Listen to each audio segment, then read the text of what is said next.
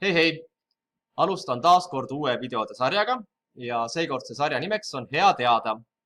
Hea teada videodes hakkan sulle tutvustama erinevaid teemasid, mis ei ole sulle eluks üliolulised ja ilma milleta saad ka edukalt edasi elada, kuid mis on lihtsalt vahvad ja põnevad asjad, mida võiks teada. Esimese video teemaks on HEAT-treeningud. Miks valisin just selle esimeseks teemaks, on väga lihtne. Kindlasti oled märganud, et postitan YouTube'i kui ka Kristiine noortekeskuse online noortekeskusse erinevaid treeningvideosid. Ja järgmise treeningvideo teemaks saabki olema mul HEAT-treening. Viime loodetavasti koos ka siis sinuga läbi ühe väikese HEAT-treeningu. Ja enne, kui ma seda tegema hakkan, mõtlesin, et teen siis ühe hea teada video, kus tutvustan sulle, mis asi see HEAT-treening on ja kuidas see välja näeb. Et asumegi asja juurde. HEAT-treening on oma nime saanud inglise keelest ja kõlab see järgnevalt. High Intensity Interval Training ehk siis HEAT. Heal treeningul mitu nime, nii ka HEATil.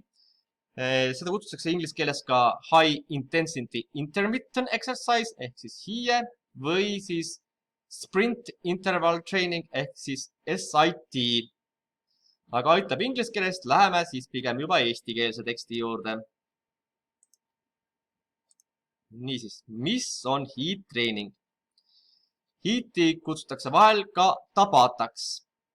Ja see on siis, nagu juba varem ütlesin, lühend ingliskeelsetest sõnadest, mitte Tabata, vaid HEAT, siis High Intensity Interval Training. Ehk siis eesti keeli kõrge intensiivsusega intervalltreening. Ja peamine HEAT-treeningu eesmärk on ühe ja sama treeningu ajal kasutada nii madala kui ka kõrge sagedusega südametööd. See tähendab, et treening vaheldub väga intensiivse ja lühikese ning kerge harjutusega. Ehk siis lihtsalt seletades tähendab seda, et sul on vaheldumisi harjutused, kus sa ajad pulsi hästi ülesse, hingamine läheb hästi kiireks, süda hakkab hästi kiiresti lööma, hästi lühikese aja jooksul teed seda. Sellele järgneb harjutus, kus siis on madal intensiivsus, kus saad südamelöökide arvu maha, hingamise korda, siis taaskord kiire intensiivsusega ja madal intensiivsusega ja nii vaheldumisi, et sa viid korra pulsi ülesse, alla tagasi, pulsi ülesse, alla tagasi. Nii, järgmiseks seletan sulle ka, kellele HEAT-treening ei sobi. See ei ole ka päris kõigile sobiv trenn, nagu sa ütlesin, see käib üles-alla, päris kõrge intensiivsus on, nagu selles nimes küldab kõrge intensiivsusega. Seetõttu see ei sobi päris kõigile. Vaatame siis järgi, kellele ei ole soovitatav HEAT-treening. Niisiis. Kuna HEAT on väga intensiivne treeningmeetod, siis on kindlad inimesed, kes ei peaks selle järgi treenima tervise ja heaolu tõttu. HEAT-treeningut siis ei soovitata üle 50-aastastele inimestele ja ka inimestele, kel on olnud hingamisprobleemid, näiteks astma, või siis ka inimestele, kel on olnud varasemalt südame ja veresoonkonna haigused. Teistele kõigile on aga HEAT kindlasti väga sobilik ja kasulik treening. Ja miks siis kasulik? Uurime selle ka välja. Nii, miks on HEAT kasulik? Ja toon siis välja 1, 2, 3, 4, 5 punkti. Esiteks, treeningule kuluv aeg on lühem kui sama tulemuse saavutamiseks teiste treeningmeetode puhul. Lihtne ja saab ilma vahendita igal pool teha. Ehk siis selleks, et HEAT-trenni teha, ei ole sul vaja mitte midagi muud kui siis seda harjutusprogrammi ja mingit ruumi, kus sa teed, võid seda teha nii väljas, toas kui ükstapuha kus. On ka olemas HEAT-treeninguid handlite ja muude varustustega, aga seda saab ka teha ilma millegita. Et siis sul ei pea mitte midagi olema peale sinu enda kohal, et teha HEAT-treeningut. Ja ei vaja mingit eri jalanõusid, eri varustust ega mitte midagi. Väga lihtne, hea teha.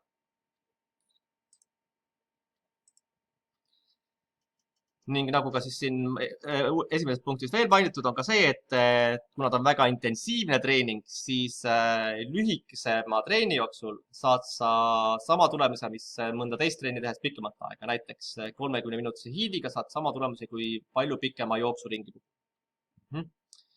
Järgmine punkt. Seda tüüpi treening on tunduvalt tõhusam kui ühtlases tempos harjutamine, suurendamaks maksimaalset hapniku tarbimist treeningu ajal. Mida tähendab siis maksimaalne hapniku tarbimine treeningu ajal, on see, et põhimõtteliselt lihtsalt öeldes tähendab see võhm, kui hea võhm sul on. Ehk siis kuna see trend käib üles-alla ja on suure intensiivsusega, pulss üles, pulss alla kiiresti, siis see arendab väga hästi su võhma. Näiteks isegi paremini, kui nagu juba ennist mainisin ka pikemat aega rahuliku tempoga jooksmine.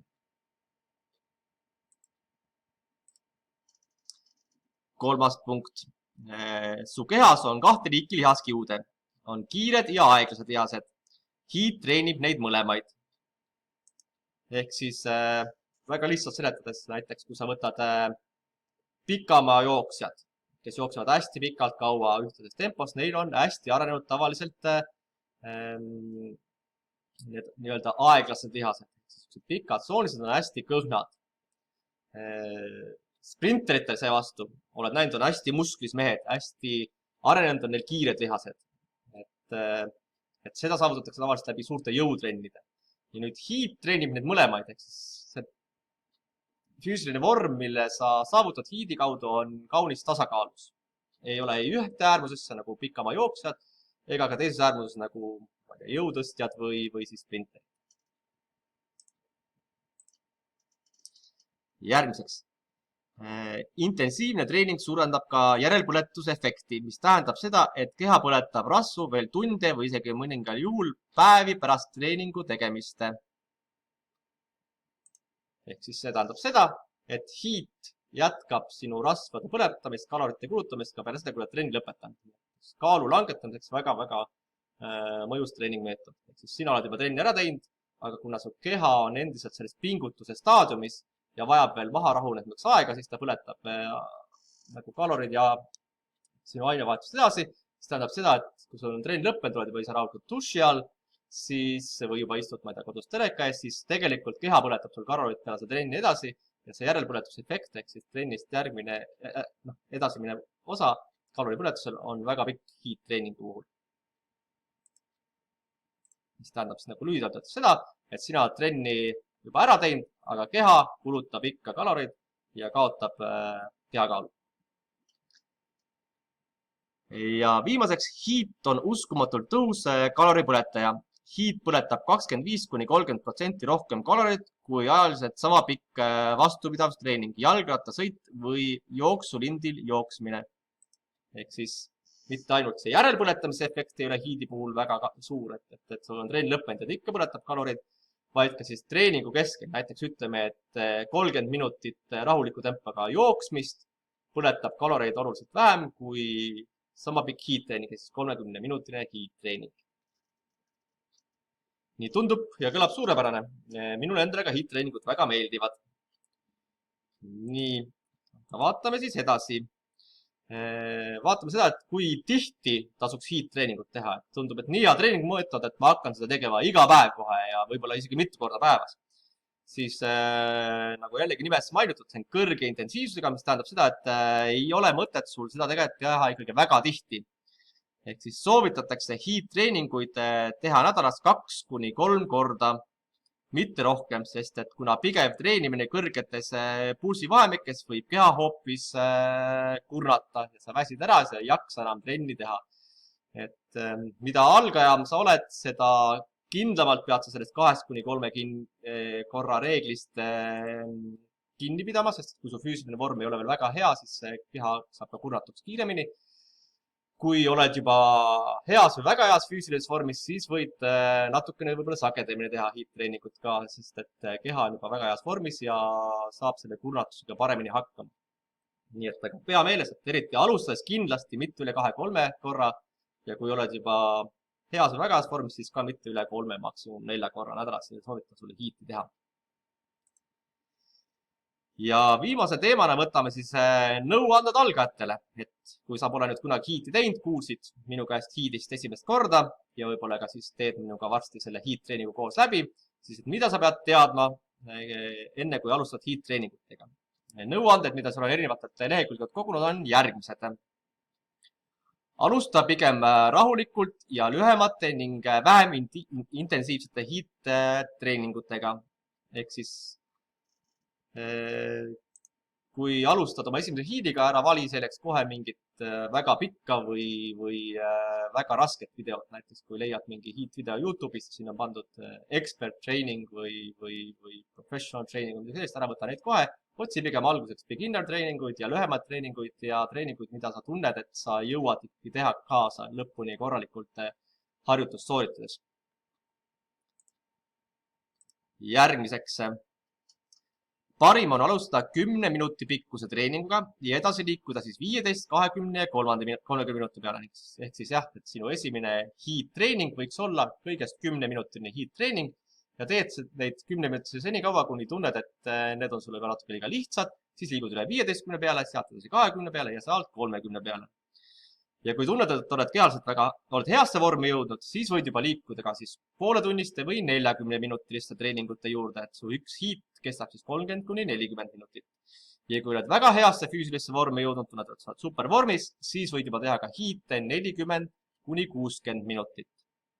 Aga oluline on siis meeles pidada, et kui oled ka väga heas füüsilises vormis, siis kuna see on jällegi kõrge intensiivsusega treening ja kurnab keha ka, siis ära tee üle tunnised hiite, isegi kui sa oled väga heas vormis. See on kohe järgmine punkt, mille kohe ära kiiresti ära mainisin.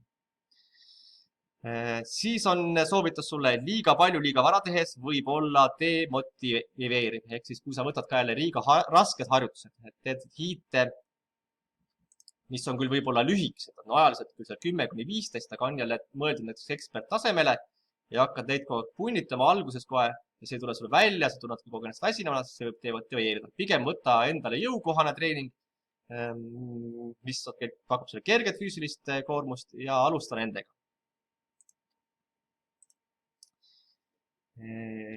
Järgmiseks on meil selline punkt. Treeni pigem regulaarselt kui harva ja hästi palju korraga. Ehk siis trenni puhul üldse, aga mitte ainult hiidi puhul, mõistlikum on teha regulaarselt, näiteks nädalas 2-3 korda hiiti või käia jooksmas 3-4 korda ja nii edasi. Kui et teha ainult nädalas kord ja siis näiteks 2 tundi järjest trenni või joosta nädalas ainult 1 kord ja siis joosta 20 kilomeetrit. Pigem on treeningute puhul kasulik teha regulaarselt, aga vähem kui et ebaregulaarselt ja hästi palju.